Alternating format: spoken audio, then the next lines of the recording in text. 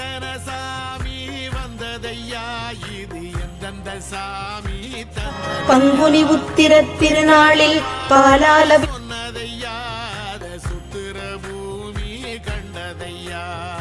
அடிச்சு வீசும் காத்துலையும் அந்த தகப்பனாச சுத்துதையா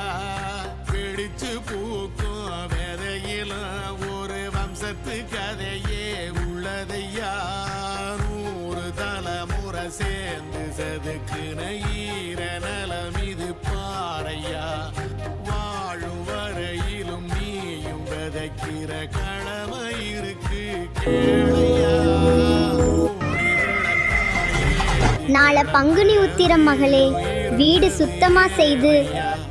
மாட விளக்கானே